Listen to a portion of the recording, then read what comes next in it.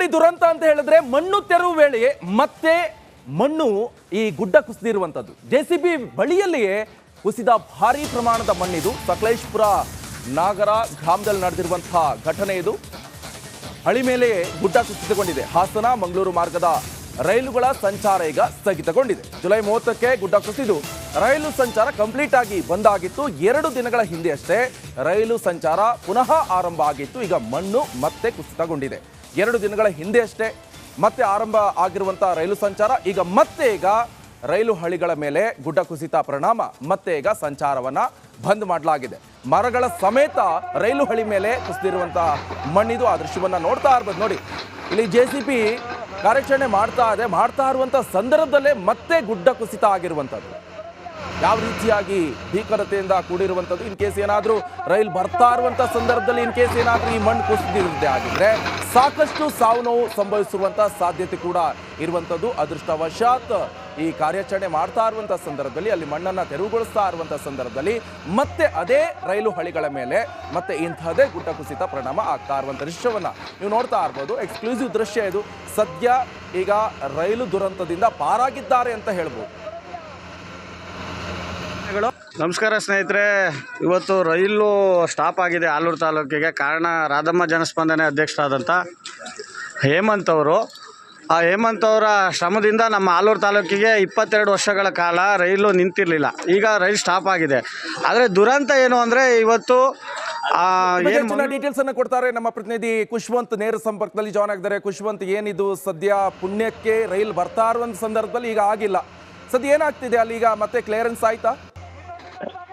ನಿಖೇಶ್, ಆಚಂಗಿ ಬಳಿ, ಸಕಲೇಶ್ಪುರದ ಆಚಂಗಿ ಬಳಿ ಹಾದು ಹೋಗುವಂತ ರೈಲ್ವೆ ಟ್ರ್ಯಾಕ್ ಏನಿದೆ ಅಲ್ಲಿ ಆಗಿರುವಂತದ್ದು. ದೃಶ್ಯದಲ್ಲಿ ಈಗಷ್ಟೇ ನಾವು ಸ್ಥಳಕ್ಕೆ ಬಂದು ಆ ದೃಶ್ಯಗಳನ್ನು ಕೂಡ ಕಳಿಸಿರೋದನ್ನ ನೋಡ್ಬೋದು. ರೈಲ್ವೆ ಟ್ರ್ಯಾಕ್ ನ 2 ಬದಿಯಿಂದ ಕೂಡ ಮಣ್ಣು ಕುಸಿತ ಆಗಿರುವಂತದ್ದು. ಜೊತೆಗೆ ಈಗಾಗಲೇ ಬೃಹತ್ ಇಟಾಚಿಗಳಿಂದ ಆ ರೈಲ್ವೆ ಮೇಲೆ ಇರುವಂತ ಮಣ್ಣನ್ನ ತೆಗಿಲಿಕ್ಕೆ ಕೆಲಸವನ್ನ ಪ್ರಾರಂಭ ಮಾಡಿದ್ದಾರೆ. ಆದ್ರೆ ಸಾಕಷ್ಟು ದೊಡ್ಡ ಪ್ರಮಾಣದಲ್ಲಿ ಗುಡ್ಡ ಕುಸಿತ ಆದ ಕಾರಣ ಇವತ್ತಿಗೆ ಇದೊಂದು ಕ್ಲಿಯರೆನ್ಸ್ ಆಗೋದು ಕಷ್ಟ ಇದೆ ನಿಖೇಶ್. ಜೊತೆಗೆ ಆ ದೃಶ್ಯದಲ್ಲಿ ಗಮನಿಸಬಹುದು 2 ಬೃಹತ್ ಗಾತ್ರದ ಬಂಡೆಗಳು ಕೂಡ ಟ್ರ್ಯಾಕ್ ಮೇಲೆ ಬಿದ್ದಿರುವಂತದ್ದು. ಇವುಗಳನ್ನ ತೆರವು ಮಾಡೋದು ಸ್ವಲ್ಪ ಈ ಒಂದು ಯಂತ್ರಗಳೇನಿದೆ ಇಟಾಚಿ ಅವಕ್ಕೂ ಕೂಡ ಕಷ್ಟ ಆಗ್ತಿದೆ. ಅವನ್ನ ಎತ್ತಿ ಸೈಡಿಗೆ ಹಾಕ್ಬೇಕಾದದ್ದು. ಜೊತೆಗೆ ಆಚೆ ಈಚೆ 2 ಬದಿ ಕೂಡ ಯಾವುದೇ ವಾಹನ ಅಷ್ಟು ಸುಲಭವಾಗಿ ಬಂದು ಹೋಗ್ಲಿಕ್ಕಿಲ್ಲ. ಈ ಎಲ್ಲಾ ಮಣ್ಣನ್ನು ಕೂಡ ರೈಲ್ವೆ ಇಂಜಿನ್ ಇಂದ ಬರುವಂತಹ ಒಂದು ಏನು ರೈಲ್ವೆ ಟ್ರಕ್ ಅನ್ನ ಓಪನ್ ಟ್ರಾಲಿ ಏನ್ ಬರುತ್ತೆ, ಆ ಓಪನ್ ಟ್ರಾಲಿಯಲ್ಲಿ ಆ ಮಣ್ಣನ್ನು ತುಂಬಬೇಕು. ನಂತರ ಆ ಟ್ರಾಲಿ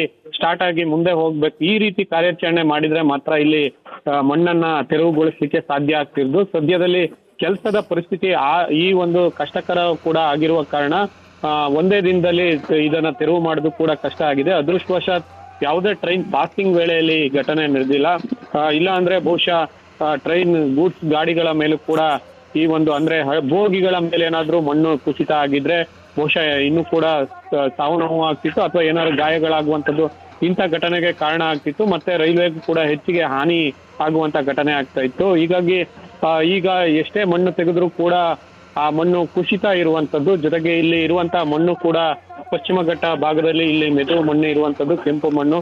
ತೆಗ್ದಾಗೆ ಎಷ್ಟೇ ಮಣ್ಣು ತೆಗೆದ್ರೂ ಕೂಡ ಅದು ಜಾರಿ ಬರ್ತಾ ಇರುವಂತದ್ದು. ಹೀಗಾಗಿ ಥ್ಯಾಂಕ್ ಯು ಖುಷ್ವಂತ್ ನಿಮ್ಮೆಲ್ಲ ಮಾಹಿತಿಗೆ.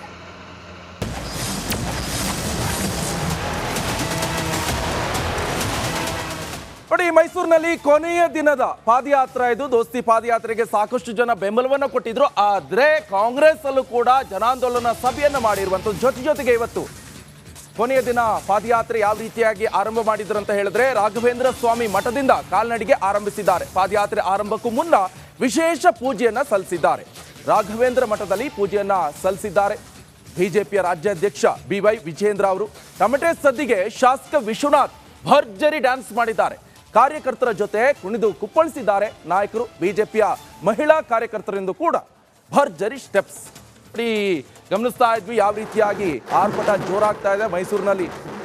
ಈ ದೋಸ್ತಿ ನಾಯಕರು ಹಾಗೆ ಕಾಂಗ್ರೆಸ್ ನಡುವೆ ಯಾವ ರೀತಿಯಾಗಿ ಒಂದ್ ಕಡೆ ಪಾದಯಾತ್ರೆ, ಒಂದ್ ಕಡೆ ಜನಾಂದೋಲನ ಸಭೆ, ಎಷ್ಟು ಮಟ್ಟಿಗೆ ಪರಿಣಾಮ ಆಗುತ್ತೆ ಹಾಗಾದ್ರೆ 2 ಪಕ್ಷದವರಿಗೆ ಎನ್ನುವಂಥದ್ದು ಕೂಡ ಬಹಳ ಕ್ಯೂರಿಯಾಸಿಟಿ ಇರುವಂಥದ್ದು.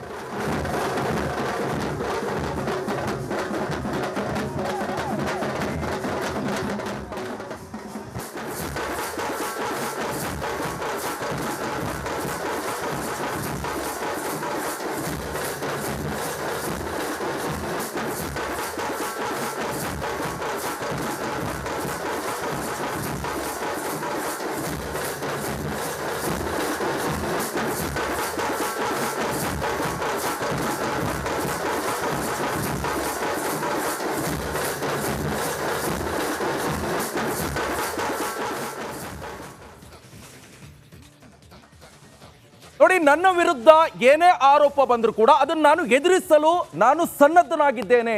ಸ್ವತಃ ಸಿಎಂ ಸಿದ್ದರಾಮಯ್ಯನವರೇ ಹೇಳ್ತಾ ಇರುವಂತದ್ದು ಇದು. ರಾಜಕೀಯ ಹಾಗೆ ಕಾನೂನು ಮೂಲಕ ನಾನು ಹೋರಾಟವನ್ನ ಮಾಡ್ತೀನಿ. ಮೈಸೂರಿನಲ್ಲಿ ಸಿಎಂ ಸಿದ್ದರಾಮಯ್ಯ ಹೇಳಿಕೆ. ನಿನ್ನೆಯ ಸಮಾವೇಶದಲ್ಲಿ ಹಲವು ವಿಚಾರವನ್ನ ಬಿಚ್ಚಿಟ್ಟಿದ್ದೇನೆ. ಮುಂದಿನ ದಿನದಲ್ಲಿ ಮತ್ತಷ್ಟು ವಿಚಾರವನ್ನ ಜನರ ಮುಂದೆ ಇಡ್ತೇನೆ. ಇನ್ನೂ ಕೆಲವು ಹಗರಣಗಳು ತನಿಖೆಗೆ ಬಾಕಿ ಇವೆ. ಮೈಸೂರಿನಲ್ಲಿ ಸಿಎಂ ಸಿದ್ದರಾಮಯ್ಯ ಹೇಳಿಕೆ ಇದು. ಜೊತೆಗೆ ಸಿಎಂ ಸಿದ್ದರಾಮಯ್ಯವರು ಬಿಜೆಪಿಗೆ ದೋಸ್ತಿ ನಾಯಕರಿಗೆ ಟಕ್ಕರ್ ಕೊಡುವಂತ ಕೆಲಸವನ್ನ ಜನಾಂದೋಲನ ಸಮಾವೇಶದಲ್ಲಿ ಮಾಡಿದ್ದಾರೆ. ಬನ್ನಿ ಹಾಗಾದ್ರೆ ಏನ್ ಹೇಳಿದ್ದಾರೆ ಕೇಳಿ. ಪಾದಯಾತ್ರೆ ಮಾಡ್ತಾ ಇದ್ದರಲ್ಲ, ಅದಕ್ಕೋಸ್ಕರವಾಗಿ ನಾವು ಜನಾಂದೋಲನ ಮಾಡಿದ್ದೇವೆ. ಅದು ಸುಳ್ಳು ಅಂತ ಜನಗಳಿಗೆ ಹೇಳಲಿಕ್ಕೆ, ಸುಳ್ಳು ಆರೋಪಗಳನ್ನು ಇಟ್ಟುಕೊಂಡು ಪಾದಯಾತ್ರೆ ಮಾಡ್ತಾ ಇದ್ದಾರೆ. ಸಿದ್ದರಾಮಯ್ಯನವರಿಗೆ ಕಪ್ಪು ಮಸಿ ಬಳಿಲಿಕ್ಕೋಸ್ಕರ ಪ್ರಯತ್ನ ಮಾಡ್ತಾ ಇದ್ದಾರೆ. ಈ ಸರ್ಕಾರವನ್ನ, ಜನರ ಆಶೀರ್ವಾದದಿಂದ ಬಂದಿರತಕ್ಕಂಥ ಸರ್ಕಾರವನ್ನ ಡಿಸ್ಲಾಡ್ಜ್ ಮಾಡಲಿಕ್ಕೆ ಪ್ರಯತ್ನವನ್ನು ಮಾಡ್ತಾ ಇದ್ದಾರೆ. ಅವರು ಸಿದ್ದರಾಮಯ್ಯನವರಿಗೆ ಕಪ್ಪು ಮಸಿ ಬೆಳೆದು ಅವರನ್ನು ರಾಜಕೀಯವಾಗಿ ಅಳೆದ್ರೆ ನಮಗೆ ಅನುಕೂಲ ಆಗ್ತದೆ ಅಂತೇಳಿ ಭ್ರಮೆನಲ್ಲಿದ್ದಾರೆ. ಅವರ ಹಗರಣಗಳು ಬೇಕಾದಷ್ಟು ಇದ್ದಾವೆ. ಅವೆಲ್ಲನೂ ಕೂಡ ಎಕ್ಸ್ಪೋಸ್ ಮಾಡ್ತೀವಿ ನಾವು. ನಿನ್ನೆ ಕೆಲವು ಹೇಳಿದ್ದೀನಿ, ಇನ್ನೂ ಕೆಲವೆಲ್ಲ ವಿಚಾರಣೆಯಲ್ಲಿದ್ದಾವೆ. ಅದು ವರದಿ ಬಂದ ಮೇಲೆ ಅವ್ರ ಮೇಲೆಲ್ಲ ಯಾರ್ಯಾರು ತಪ್ಪಿತಸ್ಥರಿದ್ದಾರೆ ಅವ್ರ ಮೇಲೆಲ್ಲ ಕ್ರಮ ತಗೋತೀವಿ. ಕುಮಾರಸ್ವಾಮಿ ಇರ್ಬೋದು, ಯಡಿಯೂರಪ್ಪ ಇರ್ಬೋದು, ವಿಜಯೇಂದ್ರ ಇರ್ಬೋದು, ಆರ್ ಅಶೋಕ ಇರ್ಬೋದು, ಎಲ್ಲರ ಮೇಲೂ ಕ್ರಮ ತಗೋತೀವಿ. ಹೋರಾಟ ಇಷ್ಟಕ್ಕೆ ನಿಲ್ಲಲ್ಲ, ಈ ಸಭೆಗೆ ಅಷ್ಟೇ ನಿಲ್ಲಲ್ಲ, ನಿಮ್ಮ ರಾಜೀನಾಮೆವರೆಗೂ ನಾವು ಹೋರಾಟ ಮುಂದುವರಿಸ್ತೀವಿ ಅಂತ ಅವರು ಹೋರಾಟ. ಈಗ ನಾನು ಇಂಥವಕ್ಕೆಲ್ಲ ಎದುರ್ಕೊಂತೀನ, ಇಂಥವಕ್ಕೆಲ್ಲ ಭಕ್ತಿನ. ನಾನು ಸುಳ್ಳು ಆರೋಪಗಳನ್ನು ಇಟ್ಕೊಂಡು ಪ್ರಚಾರ ಮಾಡಿದ್ರೆ. ಚಾಮರಾಜನಗರ ಮೈಸೂರು ರಸ್ತೆ ಗುಂಡಿಗೆ ಕೊನೆಗೂ ಕೂಡ ಮುಕ್ತಿ ಸಿಕ್ತು. ತರಾತುರಿಯಲ್ಲಿ ರಸ್ತೆ ಗುಂಡಿಯನ್ನ ಮುಚ್ಚಿದ್ದಾರೆ ಸಿಬ್ಬಂದಿಯವರು. ಚಾಮರಾಜನಗರಕ್ಕೆ ಸಿಎಂ ಪ್ರವಾಸ ಹಿನ್ನೆಲೆ ದುರಸ್ತಿ ಮಾಡಿದ್ದಾರೆ. ಮೈಸೂರು ಜಿಲ್ಲಾಡಳಿತದಿಂದ ಗುಂಡಿ ಮುಚ್ಚುವ ಕಾರ್ಯ ಇದು. ಇಷ್ಟು ದಿನ ಗುಂಡಿ ಮುಚ್ಚುವಂತೆ ಹೇಳಿದ್ರು ಕೂಡ ಕಿವಿಗೊಡ್ತಾ ಇಲ್ಲ ಅಧಿಕಾರಿಗಳು. ಹಿಡಿ ಶಾಪ ಹಾಕ್ತಾ ಇದ್ರು ಜನರು. ಇದೀಗ ಸ್ವತಃ ಸಿಎಂ ಸಿದ್ದರಾಮಯ್ಯ ಆಗಮಿಸ್ತಾ ಇರುವಂತ ಹಿನ್ನೆಲೆಯಲ್ಲಿ ತರಾತುರಿಯಲ್ಲಿ ಈ ಒಂದು ಕಾಮಗಾರಿಯನ್ನು ಮಾಡಿದ್ದಾರೆ. ದಯವಿಟ್ಟು ಸಿಎಂ ಸಿದ್ದರಾಮಯ್ಯನವರೇ ಪ್ರತಿ ಜಿಲ್ಲೆಗೂ ಕೂಡ ಹೀಗೆ ಹೋಗಿ ರೋಡ್ ಮೇಲೆ, ನೀವು ಹೆಲಿಕಾಪ್ಟರ್ ಮೇಲೆಲ್ಲ ಹೋಗಬೇಡಿ, ದಯಮಾಡಿ ಈ ಕಾರ್ ತಗೊಂಡು ರೋಡಲ್ಲೇ ಹೋಗಿ. ಯಾಕಂತ ಹೇಳಿದ್ರೆ ಸಾಕಷ್ಟು ಗುಂಡಿಗಳು ಬಿದ್ದಿದೆ ಕೆಲವೊಂದು ರೋಡ್ಗಳಲ್ಲಿ. ಆದಷ್ಟು ಬೇಗ ಆದರೂ ಸಿಬ್ಬಂದಿಯವರು ಮುಚ್ಚುವಂತ ಕೆಲಸ ಮಾಡ್ತಾರೆ.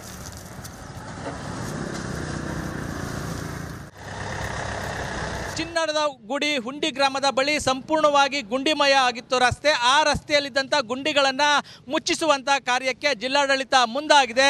ದೃಶ್ಯದಲ್ಲಿ ಗಮನಿಸ್ಬೋದು, ತರಾತುರಿಯಲ್ಲಿ ಇವತ್ತು ಇಲ್ಲಿದ್ದಂಥ ಗುಂಡಿಗಳನ್ನು ಮುಚ್ಚಿಸುವಂಥ ಕಾರ್ಯ ನಡೀತಾ ಇದೆ. ಸಾಕಷ್ಟು ತಿಂಗಳಿಂದ ಇಲ್ಲಿ ಗುಂಡಿಗಳು ಬಿದ್ದಿದ್ವು. ಇದು ವಾಹನ ಸವಾರರ ಸಂಕಷ್ಟಕ್ಕೆ ಕಾರಣ ಆಗ್ತಿತ್ತು. ಸಾಕಷ್ಟು ದಿನಗಳಿಂದ ವಾಹನ ಸವಾರರು ಹಾಗೂ ಇಲ್ಲಿನ ಸ್ಥಳೀಯರು